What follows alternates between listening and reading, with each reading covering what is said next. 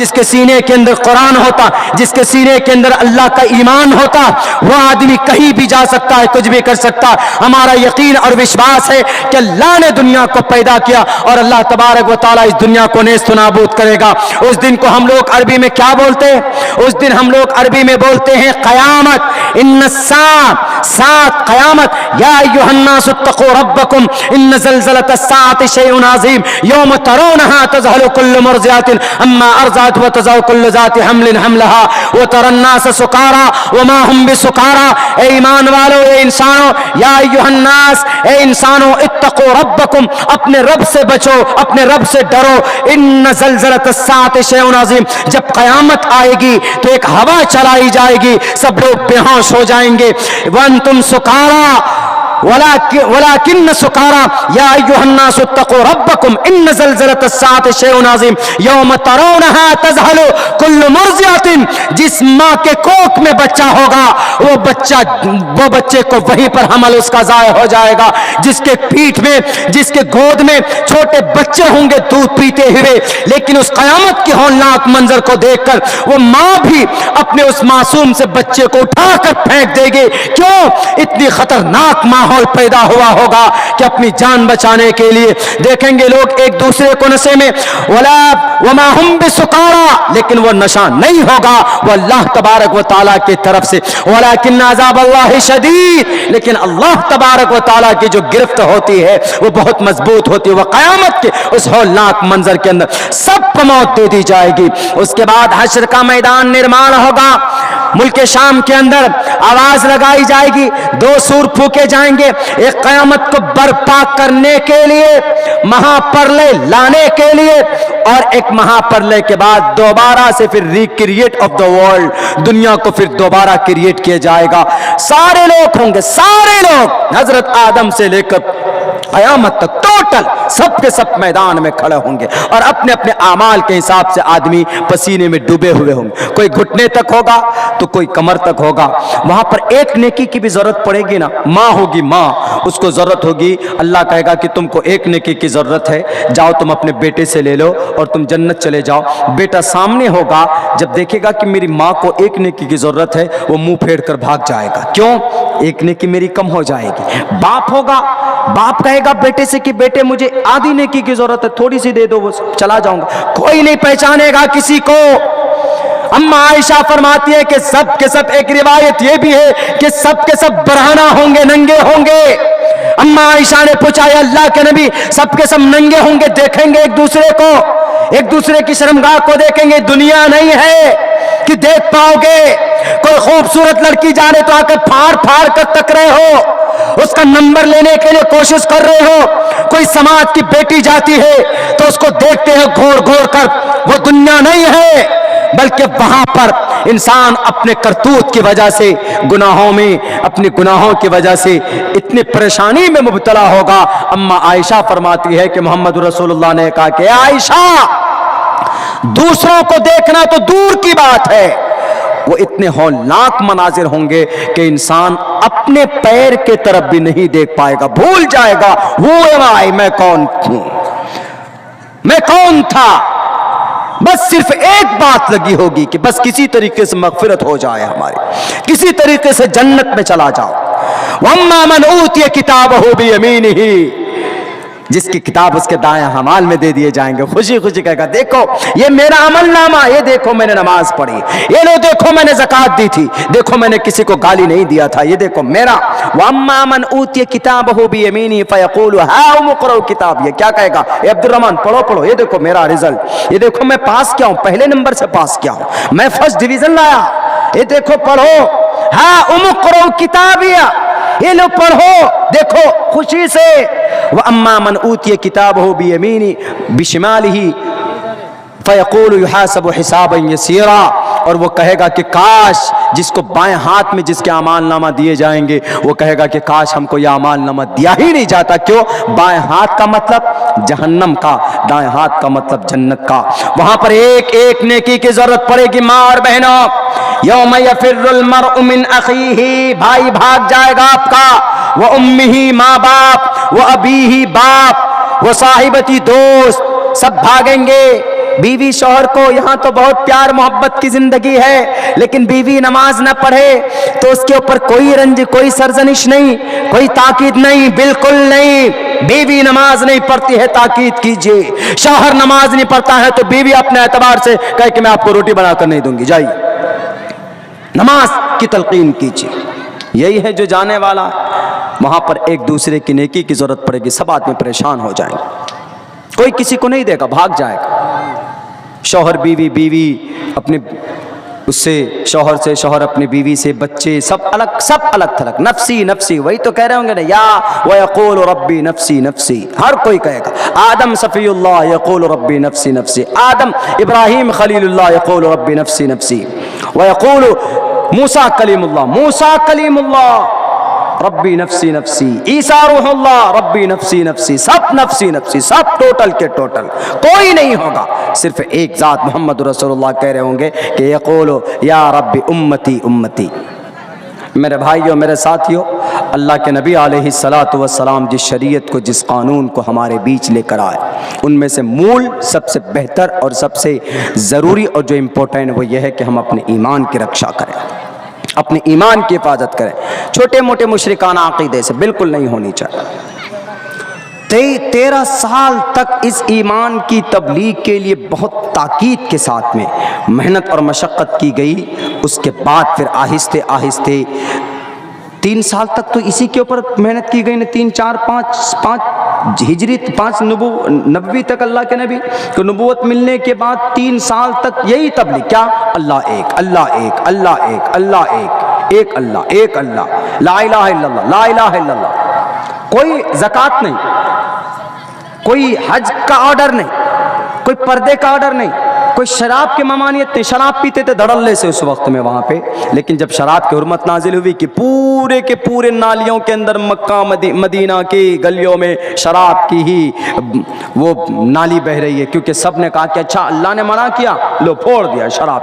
वरना शराब, जैसे आज झारखंड में चले जाएं आप, झारखंड के कुछ एरिया में, 1-2 जगह हम लोग फंसे रानीडी में प्रोग्राम करते हुए, वहाँ शराब, जब कोई पार्टी होती है, शादी या कोई त्यौहार आता है, तो वहाँ के आदिवासी लोग एकदम शौक से शराब पीते हैं। दामाद आए शराब ना जाए तो भैया सबसे बड़ी बदनामी कि शराब नहीं पिलाए।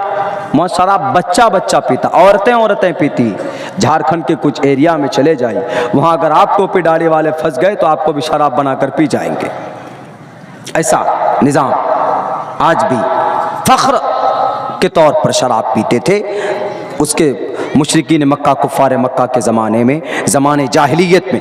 लेकिन जब कुरान आया, फैसला किया, शराब की एकदम पूरी की पूरी मटके तोड़ दिए। जाओ, ये गुनाह है, गलत है, नहीं पिएंगे, शराब नहीं करेंगे। मेरे भाइयों, मेरे साथ, दुनिया की सबसे बेहतरीन शरीयत, दुनिया के सबसे बेहतरीन निज़ाम हमारे पास मौजूद है। हमारे अपने अंदर तब्दीली करने की ज़रूरत है। देखिए, वक्त भी काफ़ी हो चुका है, 12 भी बज गए, 12 बजे के बाद 2 भी बज गए, आपके चेहरे में भी 12-2 बज रहे हैं। वैसे उमूमन 12 बजे के बाद कहाँ इतना प्रोग्राम वो हो पाता है, लोग मजबूरन बैठकर सुनते हैं कि चलो भाई है, हो रही है तकरीर। मौलाना सोहराब साहब, कारी सोहराब साहब चापदानी अभी जो कलेक्शन कर रहे थे, आपको अच्छी बातें बता रहे थे, तो वो ये बोलते हैं कि 12 बजे के बाद तकरीर सुनाई नहीं जाती, तकरीर खिलाई जाती है आदमी को। लीजिए खाओ, जैसे ठोंस ठोंस को खिलाते हैं ज़बरदस्त, वैसे ज़माना हो जाता। मेरे कैफ, अल्लाह ने हमें ईमान दिया है, ये बहुत ताकतवर चीज़ है, बहुत, इतनी ताकतवर चीज़ है कि जिस मोमिन के अंदर वाक़ियतन ईमान है वो किसी से नहीं डरेगा, किसी से भी नहीं डरेगा। वो सिर्फ अल्लाह से डरता है, बाकी किसी से नहीं डरेगा। डरेगा तो अल्लाह से डरेगा, अल्लाह की एक भी खिलाफ हुक्म की नाफरमानी नहीं करेगा। अब अगर हमारे अंदर ऐसा ईमान है तो फिर तो ठीक है भाइयों मुसलमानों, अगर नहीं है तो ऐसा ईमान बनाइए। जो लोग नमाज पढ़ते हैं, नमाज में सुधार पैदा कीजिए। ये नहीं कि अल्लाह अकबर पूरे दुकान का हिसाब किताब कर रहे हैं, कौन से खेत में क्या बोना है वो नमाजे में हिसाब किताब चल रहा है, कौन से धान के खेत में पानी है कि नहीं है, यूरिया लाना है, खाद डालना है, शाम को मार्केट जाना है, उस बच्चे की ये दवाई लानी है। नमाज में सब यही हो रहा है। सूरह फातिहा भी पढ़ रहे हैं, सूरत भी मिला, लेकिन ये भी बात सोच रहे हैं नहीं, बिल्कुल समम काय शुरू गिरिवाधारयन्न चलम स्थिरा समम संप्रेक्षणा से काम करा दिशा चानवलोकन्य। क्या मतलब? एकदम नाक की तरफ देखो। अंताबुदल्लाह कन्नक तरा, अल्लाह के नबी फरमाते इबादत ऐसी करो कि नमाज पढ़ते हो तो अल्लाह तुमको देख रहा है, तुम अल्लाह को देख रहे हो, तुम अल्लाह को देख रहे हो। लेकिन अगर ये कॉन्सेप्ट ना बन पाए कि तुम अल्लाह को देख पा रहे हो, ये बात ज़हन में ना आए, तो ये दिमाग में बिठाओ कि अल्लाह मुझे कम से कम देख रहा है। इंसान सबसे ज्यादा नजदीक कब होता है अल्लाह का? सबसे ज्यादा नजदीक सजदे की हालत में होता। शुरुआत तो तभी से हो जाती है, अल्लाहु अकबर अल्लाहु अकबर। सूरह फातिहा पढ़ रहे हैं, बिल्कुल अल्फाज पर गौर कीजिए, आप क्या पढ़ रहे हैं। नमाज में तबीयत लगेगी, दिमाग इधर उधर नहीं जाएगा। अल्लाहु अकबर, अल्लाह सबसे बड़ा। अल्हम्दुलिल्लाह सना पढ़ेंगे, सुभानक अल्लाहुम्मा। उसके बाद सूरह फातिहा अल्हम्दुलिल्लाहि रब्बिल आलमीन। तो माने के ऊपर गौर करें, माने के ऊपर नहीं माना समझते, लेकिन गौर कीजिए, इस पे गौर कीजिए तो इधर उधर दिमाग भटकेगा नहीं, आपका जाएगा नहीं। लेकिन पढ़ भी रहे हैं, बहुत सारे आदमी एकदम पढ़ रहे हैं सूरह फातिहा, कब पूरा हो गया? सूरह फातिहा की जगह कोई दरूद शरीफ पढ़ लेते, कोई अत्तहियात पढ़ लेते, कोई कुछ पढ़ लेते। कायदा उला में बैठकर जहाँ अत्तहियात पढ़ने की जगह वहाँ पर बहुत से मरतबा में आदमी सूरह फातिहा पढ़ लेते। ऐसा करते नहीं, बिल्कुल नहीं। अंताबुदल्लाह कन्नका तरा, हिंदू भाइयों के ग्रंथों में भी ये बात बताई गई। समम काय शिरो गिरीवा धारयन्न चलम स्थिरहा, शांति के साथ। संप्रेक्ष नासिक काम गरहा, संप्रेक्ष नाक के सामने देखो, सामने सजदे की जगह पर देखो। आदमी जब रुकू करता है तो अल्लाह के करीब होता है, लेकिन जब सजदा करता है तो निहायत ही करीब हो जाता है। अगर आपको कोई दुआ आती है तो नफली नमाज में अल्लाह से सजदे में मांगो, क्योंकि अल्लाह को वो जगह वो मकाम बहुत पसंद है कि एक इंसान 6 फीट का हट्टा गट्टा है, लेकिन उसके बावजूद भी देखो सजदे में जाकर मेरे सामने गिड़गिड़ा रहा है कि अल्लाह मेरे घर की परेशानी को दूर कर दे, या अल्लाह मेरे घर में बीमारी है, मेरे बच्चे को शिफा दे दे, मेरे घर की बीमारी को दूर कर दे, मेरे घर की फला परेशानी को दूर कर दे। आप पढ़िए, मैं आपको लिख कर देने के लिए तैयार हूं। अगर आपकी रोजी रोटी सही है, हराम नहीं खाते हैं आप हलाल खाते हैं, आपके घर में कोई परेशानी हो, नमाज में सजदे के अंदर अगर आप दुआ कीजिए, अगर आपके परेशानी का समाधान अल्लाह तबारक व तआला न कर दे तो आप मेरी गिरबान पकड़ लीजिएगा। लेकिन नहीं करते हैं ना, आए जल्दी फटाफट नमाज पढ़े, अल्हम्दुलिल्लाह सुभान करने के बाद ऐसे इतनी जल्दी जल्दी पढ़ते हैं कि कभी सूरह फातिहा मुकम्मल हुआ कि नहीं हुआ। अभी रमज़ान आएगा, देख लीजिएगा, अल्लाह अकबर आमीन, अल्लाह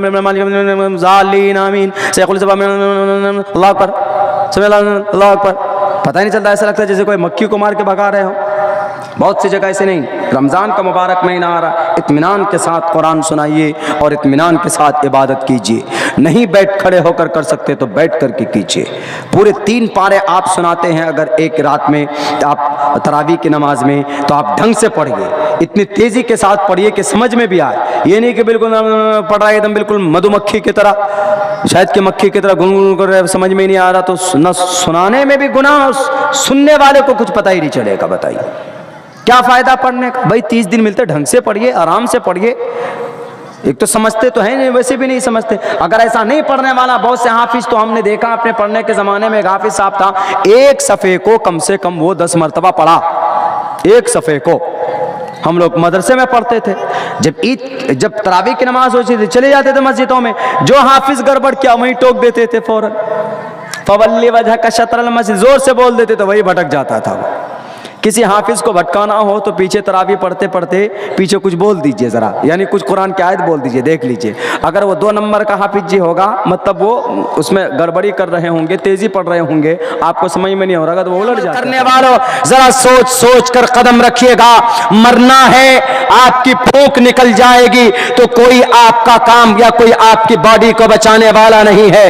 हम मुसलमान हैं, अल्लाह की जात पर भरोसा करते हैं, अल्लाह की दीवी मौत पर विश्वास करते हैं, मौत के बाद की जिंदगी पर विश्वास करते हैं, मौत के बाद जन्नत और जहन्नम पर विश्वास करते हैं। क्या जन्नत और जहन्नम हिंदू भाइयों आपके यहाँ नहीं है? आपके यहाँ भी है।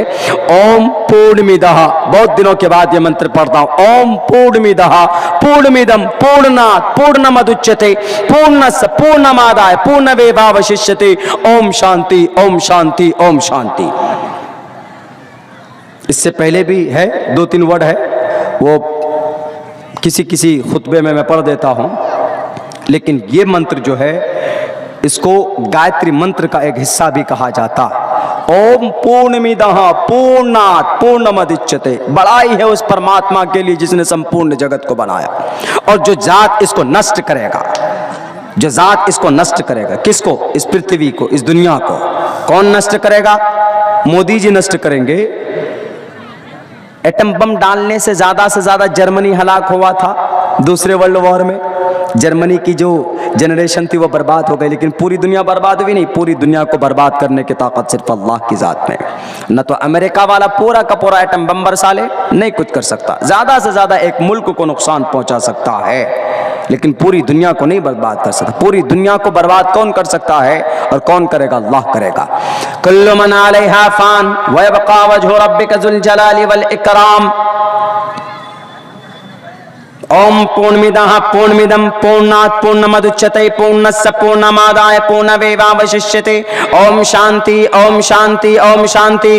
वो जात वो है जिसने इस दुनिया को बनाया है। कुल्लु मन अलैहा फान व यबका वजहु रब्बिका ज़ुल जलाली वल इकराम। वो जात वो है जिसने पूरी दुनिया को बनाया और सारी चीजों को फना कर देगा, कोई नहीं बचेगा। चाहे अमेरिका हो या अफ्रीका हो या जर्मनी हो या इटली हो या यूक्रेन हो या कोरिया हो, तमाम के तमाम कैचियां पैदा की जाते। कहां पर? कोरिया में, मेड इन कोरिया।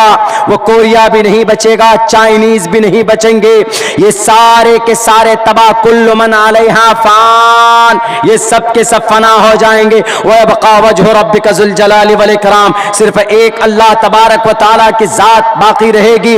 मेरे मुसलमानों, वो अल्लाह है जिसने बिग बैंग, साइंटिफिकली बता जाता है कि इस दुनिया को, इस पृथ्वी को एक धुएं की शक्ल के अंदर ये दुनिया थी, ये ब्रह्मांड था। फिर एक बिग बैंग हुआ, बिग बैंग के जरिए से छोटे छोटे हिस्सों में ये दुनिया, ये अलग अलग प्लैनेट्स बिखर गए। वहां से फिर ये जमीन अलग हुई, और इस जमीन के 6 तबकात होते हैं। उनमें से तीसरे तबकात के अंदर इतने ज्यादा आग है, अंगारे हैं, लावा है कि उसके जरिए से 2 परत और बना अल्लाह तबारक व तआला ने। 10 करोड़ साल तक इस जमीन को ठंडा किया गया ताकि ऑक्सीजन पैदा की जाए। उसके बाद अल्लाह तबारक व तआला ने इस जमीन के ऊपर ऑक्सीजन रखे, और ऑक्सीजन के साथ साथ इंसानों को फिर पैदा करने के लिए, इंसानों की आबादी को बढ़ाने के लिए हजरत आदम अलैहिस्सलातु वस्सलाम को जन्नत से निकाल कर इस दुनिया के अंदर भेजा है। मेरे भाइयों, मेरे साथियों, हमारा यह अकीदा, साइंस का भी यही कहना है कि वो एक बिग बैंग के जरिए से दुनिया वजूद में आई। आपने देखा होगा कि एक इस तरीके से सफेद और काले और पीले कुछ बादलों के जरिए से एक सर्कल सा बना हुआ होता है। वो सर्कल नहीं, उसको ब्रह्मांड बोलते। उसी ब्रह्मांड के अंदर लाखों करोड़ों की तादाद में छोटे छोटे तारे होते हैं, जिसको गैलेक्सी बोलते हैं। गैलेक्सी, उस गैलेक्सी के निजाम को भी अल्लाह तबारक व तआला ने बनाया। हमारे सोलर सिस्टम में 8 प्लैनेट्स हैं, इन सबको अल्लाह तबारक व तआला ने पैदा किया। सूरज को अल्लाह ने पैदा किया, चांद को अल्लाह तबारक व तआला ने पैदा किया, इस पृथ्वी को अल्लाह तबारक व तआला ने पैदा किया। इस पृथ्वी से 3 गुना ज्यादा बड़ा ये सूरज है। सूरज से ज्यादा बड़ा मार्स माना जाता है, जिस पे पहुंचने की जुर्रत हमारे भारत के अंदर डॉक्टर APJ अब्दुल कलाम के जरिए से, उनके रॉकेट के जरिए से किया गया। आज तक मार्च तक कोई माए कलान नहीं पहुंच पाया, लेकिन ये ईमान वाला, ये पागल के तरह दिखने वाले लंबे लंबे बाल, दुनिया पागल कहती थी डॉक्टर APJ अब्दुल कलाम को, लेकिन अंदर जो ईमान की ताकत थी, एक अल्लाह के ऊपर विश्वास था, उन्होंने जमीन से कनेक्शन जोड़ा। मार्स एक जो प्लेनेट है इस धरती, ये हमारे सोलर सिस्टम के अंदर, वहां तक पहुंचाने के लिए कम खर्च के अंदर, कम पैसों के अंदर ये डॉक्टर APJ अब्दुल कलाम करता।